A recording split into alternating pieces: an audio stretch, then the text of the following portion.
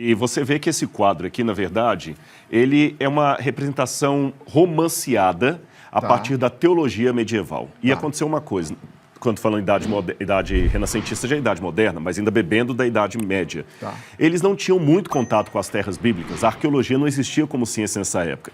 Então as pessoas retratavam Cristo de acordo com as tradições religiosas da Europa. Entendi. As próprias feições de Cristo, por exemplo, não são as feições de um judeu, mas de um europeu.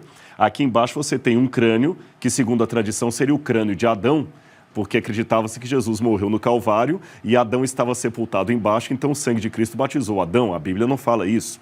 Então aqui você tem uma visão romanceada. E vários quadros como este sempre trazem um Jesus mais criado pela piedade popular. Quando a arqueologia surgiu, ela começou a mostrar o Jesus de raízes realmente do Oriente Médio, com uma atenuante, um Jesus realmente judeu. Porque nessa época, bem antes de Adolf Hitler, já havia uma grande propaganda antissemita em toda a Europa. Ser cristão era não ser judeu.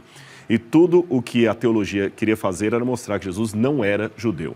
Nós temos um trabalho muito importante na Igreja Católica, a partir dos anos 1920, com Lagrange, quando a École Biblique de Jerusalém começou os achados arqueológicos lá, e o padre Lagrange foi um dos que começou a trazer essa volta de Jesus judeu, Jesus da terra, e revolucionou muita coisa. Depois nós tivemos Hugo Porto, Schindler e outros teólogos católicos que vieram depois, até o Concílio Vaticano II tentou reaver esta imagem de um Cristo mais judeu. Até Maria, como é retratada em muitos quadros, talvez eu vou chocar alguns católicos que nos ouvem, mas aquela Maria que é retratada loirinha, de seda, é uma visão de Maria europeia, porque a Maria, de verdade, era uma Maria judia, com a pele queimada pelo sol, não com aquela roupa de cetim. Então isso aqui é apenas uma forma romântica, como foi retratado na Europa. Aliás, já que a gente falou dos pregos dos pés, aqui também não era nas mãos, não é, Rodrigo? No passado, pensaram que não poderia ser nas mãos, porque acreditava-se que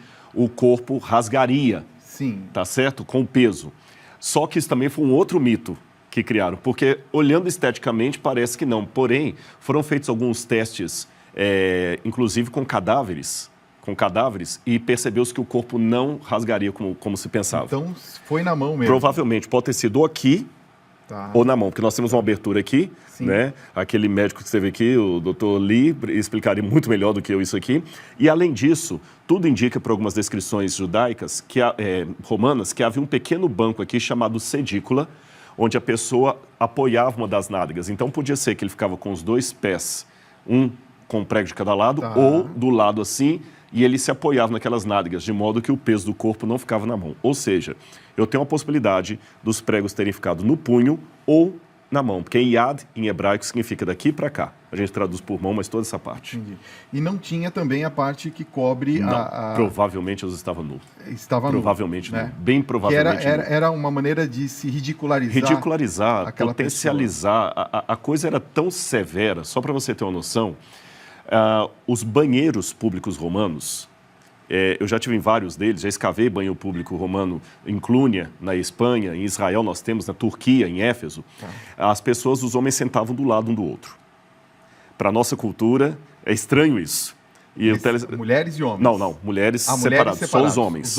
Mas sentavam do lado do outro sem nenhum divisório. E o banheiro era um lugar público, você está ali defecando e conversando com o companheiro. Dantesco para a nossa cultura. Mas agora vem o ponto mais curioso. Qual era o papel higiênico deles? Eles tinham uma pequena esponja do mar com um caniço. Ele morava numa água, se limpava, depois colocava aquilo num vaso cheio de vinagre para desinfetar e o outro poder usar. Olha só. O Evangelho de João diz que quando Jesus estava na cruz, ele falou, tenho sede.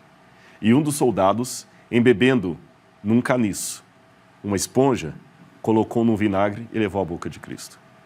Quer dizer, a representação era exatamente dessa. Exatamente. Ainda que aquele soldado tivesse movido de alguma compaixão pelo Filho de Deus, ele colocou na boca de Cristo, traduzindo em linguagem moderna, um papel higiênico tirado da latrina. Meu Deus. Então você vê a humilhação que foi a cruz. Você vê o nível, né? Ele está contando isso para vocês prestarem atenção no nível da humilhação, né? Exatamente.